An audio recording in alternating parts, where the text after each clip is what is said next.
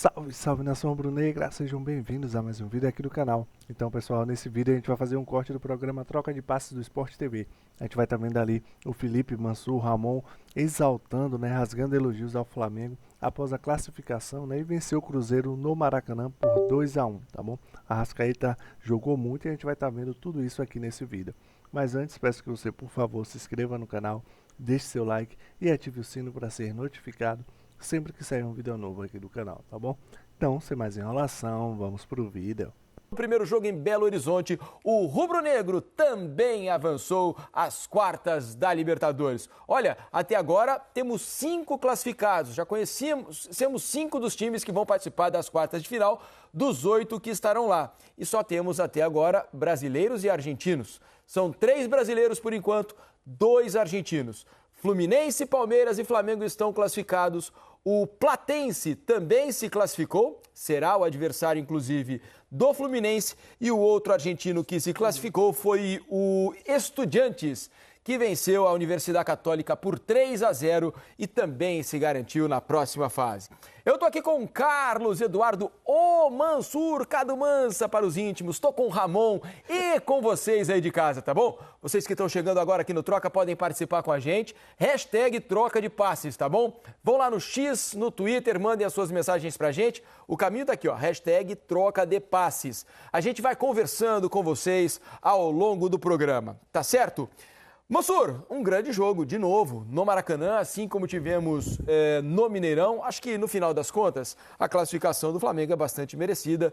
Na maior parte do tempo do jogo de hoje, o Flamengo foi melhor do que o Cruzeiro. Certo, Mansur? Boa noite, bem-vindo ao Troca. Boa noite, Felipe. Boa noite, Ramon. Boa noite a todo mundo que assiste ao Troca. Primeira coisa, assim, Flamengo e Cruzeiro, a gente está cansado de ver jogos em que a gente espera muito pela qualidade técnica, pelos elencos, e quando a gente chega na hora dos confrontos, eles não realizam as nossas expectativas. Flamengo e Cruzeiro fizeram 2 ótimos jogos de futebol, 180 minutos, bem jogados, com qualidade técnica, ainda assim disputados de maneira viril, dura em alguns momentos, como são jogos decisivos, mas jogos jogados de times que tentaram jogar futebol durante 180 minutos. Então, os 2 times devem sair, pelo menos, com esse reconhecimento. Ambos foram jogar futebol e fizeram ótimos espetáculos.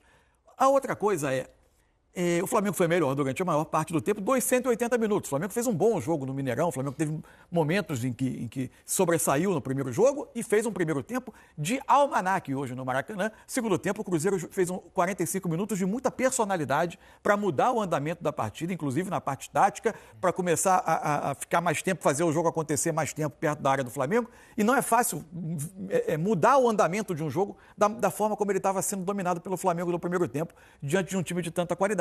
No fim das contas, assim, eu não tenho nenhuma dúvida que o Cruzeiro poderia ir além na Libertadores, não tivesse o sorteio o colocado diante do melhor elenco da América do Sul no momento. O que não significa que o Flamengo vai ganhar a Libertadores, mas ele é o maior investimento e o maior elenco da América do Sul no momento. E o Cruzeiro sai essencialmente porque o sorteio com ele não, assim como foi ingrato com o Flamengo, que fez a melhor campanha e teve que pegar o Cruzeiro, foi ingrato com o Cruzeiro que precisou enfrentar esse Flamengo.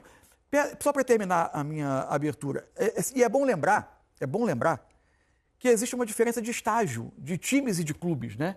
O Flamengo vem nesse projeto de 2019 até agora, ampliando receitas, capacidade econômica, quantidade de jogadores de primeira linha no seu elenco. Sim. E em 2023, quando este projeto do Flamengo já tinha 2 Libertadores conquistadas, o Cruzeiro estava retornando à Série A após um processo de más gestões que dilapidaram o clube, e o Cruzeiro iniciando a sua reconstrução em 2023. Então o Cruzeiro chega a essa Libertadores, é um passo adiante nesse processo que o clube vai dando. Caiu contra o Flamengo por uma diferença de 1 gol, é absolutamente parte do jogo, o Cruzeiro deve sair da Libertadores de cabeça erguida também. E tem a impressão, né, Ramon, a seguir o que tem acontecido no Cruzeiro, desde que o Pedrinho assumiu o mandato da SAF, acho que comprou a SAF do Cruzeiro, tendência é que o Cruzeiro aos poucos vá se igualando aí a Palmeiras e Flamengo em termos de composição de elenco, porque não sei se ficou assim para você também, se você teve essa impressão, mas acho que quando começaram as substituições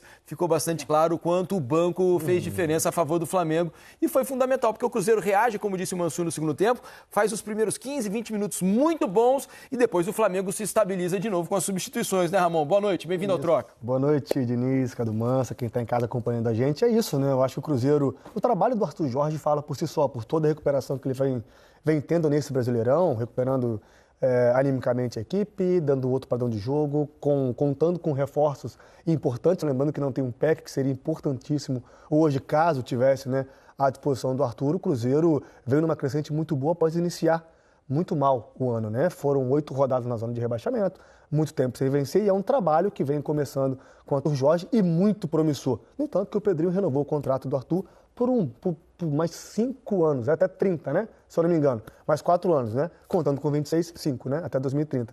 Mas é isso, né? Pega um Flamengo que hoje fez um belíssimo jogo, né? O Cruzeiro é eliminado da Libertadores pelo péssimo primeiro tempo que fez. Claro, méritos também do Flamengo, que fisicamente sobrou, tecnicamente sobrou, com dinâmicas que a gente vai entrar, a gente vai se aprofundar no jogo daqui a pouquinho, a gente vai falar, que fizeram com que o Cruzeiro não conseguisse ter o que mais gostava de ter, que era o contra-ataque.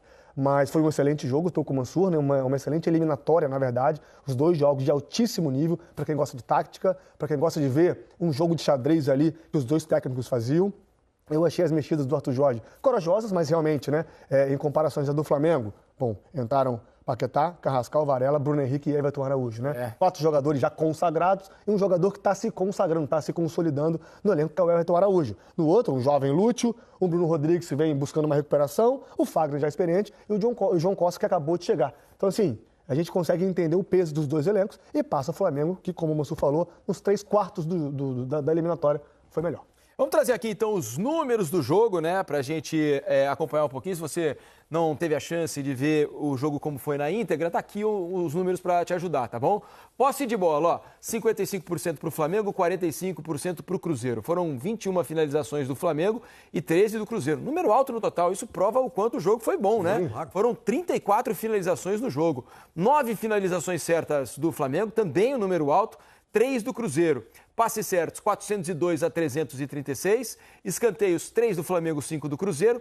16-10 em desarmes para o Flamengo.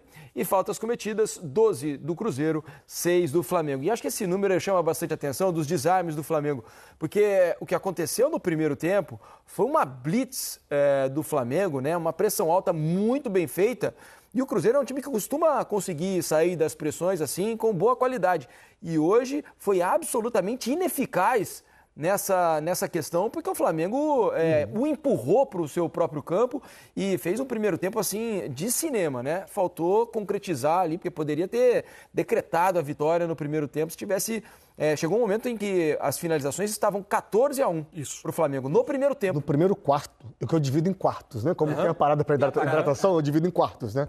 No primeiro quarto, os primeiros 23 minutos de jogo, quando parou, a posse de bola é 71 Flamengo, 29 Cruzeiro, 11 finalizações para o Flamengo e nenhuma do Cruzeiro. Pois é. O Cruzeiro não respirava. Chegou um momento que na transmissão da Globo mostrou 14-1 em finalizações. A gente estava ali mais ou menos com 30 e alguma coisa. Terminou em 15 a 3. Tempo. Isso mostra uma enorme superioridade. O Cruzeiro não conseguiu jogar. Não. Então o plano do Leonardo Jardim deu muito certo no primeiro tempo. Acho que ele só imaginava, diante do volume, das chances que o Flamengo criou na primeira parte, terminar e ir para o intervalo com uma vantagem um pouco maior, mais confortável do que apenas um gol, né, Marcelo? Exato, estava olhando até agora que ao final do jogo, o Flamengo ganhou 58% dos duelos pelo chão, 61% dos duelos aéreos. Mas no intervalo, o número dos duelos pelo alto passava de 80%. E o dos duelos pelo chão se aproximava de 70%.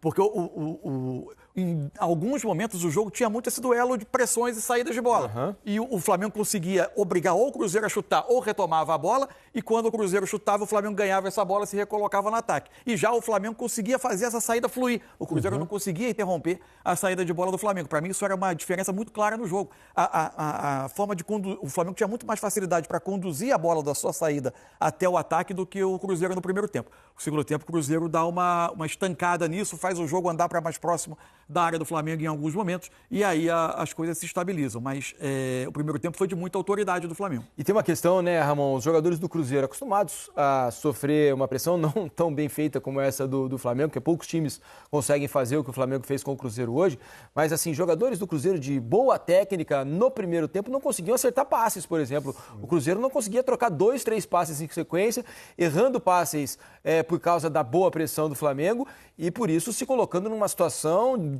desconfortável demais, assim, ao longo de todos os primeiros 45 minutos. Era um Flamengo muito coordenado, né, e com movimentos certeiros para fazer essa pressão. Como você falou, ou recuperava a bola já no último terço do campo e ali jogava, conseguia finalizar e chegar ao gol do Cruzeiro, ou parava com falta. E quando o Cruzeiro, nessa tentativa de tentar sair da pressão a qualquer custo, né, tentava dar esse chutão, uma coisa muito importante que a gente vai mostrar aqui depois nesse quadro para poder exemplificar para vocês, era as conduções do Léo Ortiz e do Léo Pereira para fugir dessa pressão, dessa marcação individual que fazia o Cruzeiro na saída de bola do Flamengo. As conduções dos dois zagueiros, cara, criavam muito problema defensivo para o Cruzeiro. A gente tem para mostrar aí no nosso campinho, né, Massu? Isso. Vamos lá, Ramon, se você... Qualquer coisa, se eu estiver dizendo boas Você nunca erra, Massu. Mas para mim, assim, o jogo, quando o Flamengo tinha a bola, o jogo praticamente tinha um primeiro jogo, que era disputado aqui atrás, que era esse 4 contra 3. Porque o Cruzeiro usava o Gerson. O que aconteceu? No Mineirão, o Arroio, muitas vezes, vinha fazer a pressão em quem fizesse a saída de bola do Flamengo pela esquerda. Fosse o Jorginho como terceiro, fosse o Léo Pereira. E o Ayrton Lucas foi um escape durante muitos momentos do jogo. Então, dessa vez, o Arthur Jorge manteve o Arroio aqui com o Ayrton Lucas, o Wesley cuidava do Emerson Royal e se estabelecia esse 4 contra 3 aqui por dentro. Eu vou apagar isso aqui só para a gente ter a visualização mais clara. O que podia acontecer aqui? Podia vir o Pulgar entre os dois, subia Matheus, Caio Jorge com o Gerson por trás, podia vir Jorginho pelo lado esquerdo, podia vir Pulgar por aqui, Jorginho pela frente. O fato é que nesse 4 contra 3 o Flamengo sempre conseguia fazer Léo Pereira escapar por aqui, Léo Ortiz escapar por aqui ou Jorginho escapar por aqui. O Flamengo conseguia, com muita precisão, porque são jogadores de muita capacidade com bola, fazer alguém escapar. E aí qual era o grande problema que o Cruzeiro tinha? O gramado.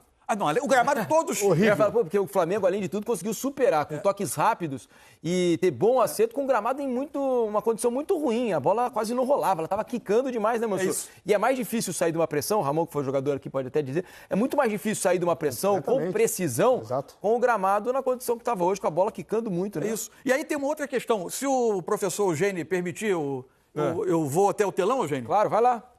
Vamos lá. Aqui. Só não cai, não tropeça aí. Aí vai virar meme. Exatamente. Por que eu separei o Lucas Romero aqui? Porque quando o Pedro vive um momento em que ele é um articulador dentro do Flamengo, fazendo pivô. Então ele fazia esse movimento, às vezes você podia ter Lino ou você podia ter Plata por dentro. O Lucas Romero virou o jogador mais sacrificado do campo. Porque o Gerson, em tese, após dar esse primeiro combate, ele precisaria, em tese, vencida a pressão, fazer essa volta. Só que ele não conseguia fazer essa volta na velocidade adequada. Então, o Lucas Romero ficava nessa zona aqui do campo, muito sobrecarregado aqui. Que o Lino entrava, o Lino ou também entrava fazia Lino, ou vinha o Pedro fazer o pivô, e o Flamengo sempre tinha superioridade sobre ele. Para mim, essa era a grande dificuldade do Cruzeiro para fazer a marcação. E na questão que você citou, coloca o Pulgar ali, moço, por favor. Vou levantar também, tá, gente?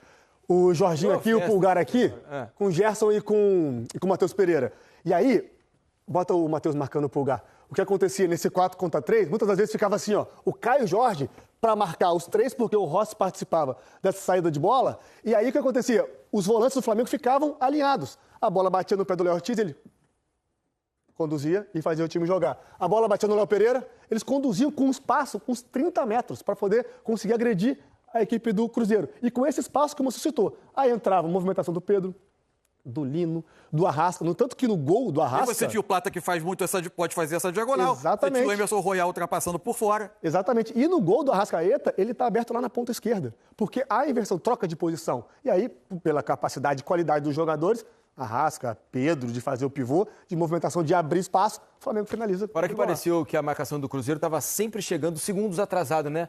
O jogador que tinha a bola, no caso do Flamengo, estava sempre com um espaço e tempo para poder escolher o melhor passe, escolher o que ia fazer. E isso proporcionou ao Flamengo inúmeras ocasiões de finalizar o gol do Cruzeiro com liberdade, né, Mansur? Não foram chutes travados, chutes que o Cruzeiro conseguiu evitar que chegasse ao gol. Muitas vezes a bola saiu por pouco, ou então o Otávio fez a defesa. Então, assim, a marcação não se encontrou em nenhum momento no primeiro tempo. Não, e a marcação do Flamengo, que foi um dos pontos que me surpreendeu nessa eliminatória, que foi esse papel do Jorginho, que era o homem por trás da pressão de Arrascaeta e Pedro sobre os zagueiros.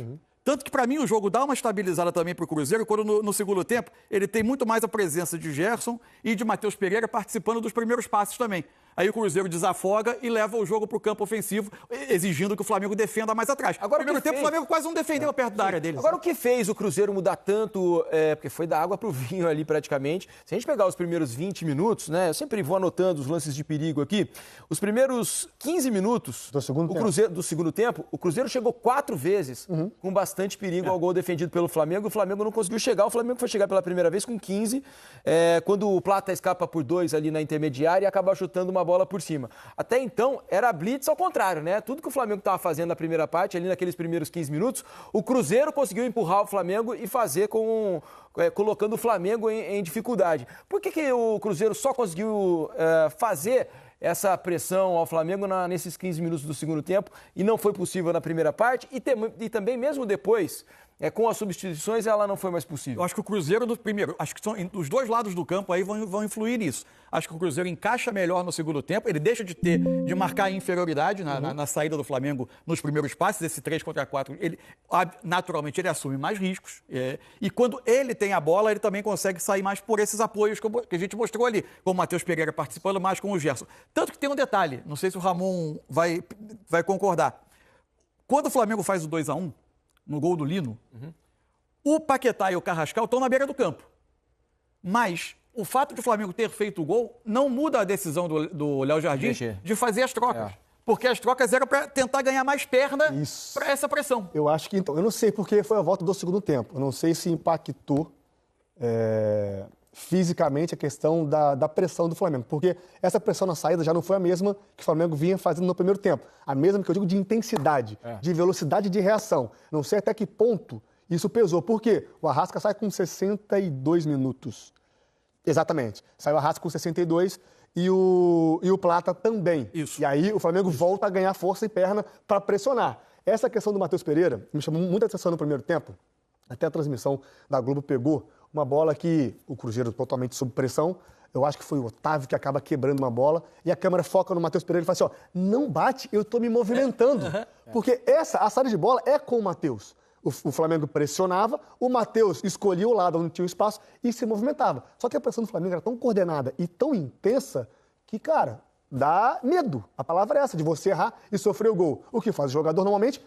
Quebra a bola. Fundo do campo. Lateral, fundo do campo. E aí não dava tempo. E numa dessas que o Cruzeiro quebrou, o Matheus fala isso, não quebra, eu estou me movimentando. No segundo tempo, a falta da pressão efetiva por falta de intensidade e a boa leitura do Matheus em preencher os espaços, o Cruzeiro conseguiu sair jogando por dentro e conseguiu avançar e empurrar o Flamengo para trás. E tem uma questão também anímica do jogo, eu acho, né? Porque o momento era do Cruzeiro ali, o Cruzeiro empata o jogo e continua jogando ali, tentando até a virada. Só que o Flamengo reagiu e conseguiu o seu gol rápido demais para o Cruzeiro, né? Porque o gol saiu, acho que 12 minutos depois, né? O gol do Cruzeiro foi, se eu não errei, minha anotação foi aos 5 e 18. Então... Bom, foi o que eu anotei aqui. Enfim, mas são aí 12 minutos, algo em torno disso. E o gol do Lino, aliás, tem memes aqui já rolando, né? O Afrânio Savelli manda aqui na hashtag troca de passes. Quem mais aqui mandou? Tem mais gente, vou caçar aqui, perguntando se o William já passou escorregando aqui na frente. Ele está escorregando até agora. É porque o corte do Lino foi espetacular no gol. 3 gols, né? Foram, né? Foram lindos gols. E o Lino dá um corte, o William passa escorregando, né? Então, nação rubro-negra, esse foi o vídeo de hoje, tá bom? Espero que vocês tenham gostado. Vimos aí os comentaristas rasgando elogios ao Mengão, né? Que tá classificado para a próxima fase da Libertadores, tá bom? Mengão que atropelou o Cruzeiro hoje. E eu gostaria de saber a opinião de vocês. Deixa aí nos comentários o que vocês acharam da partida. E não se esqueça de se inscrever no canal, vocês vão me ajudar bastante. Deixar o like de vocês e ativar o sino para ser notificado sempre que sair um vídeo novo aqui do canal, tá bom? Então até o próximo vídeo.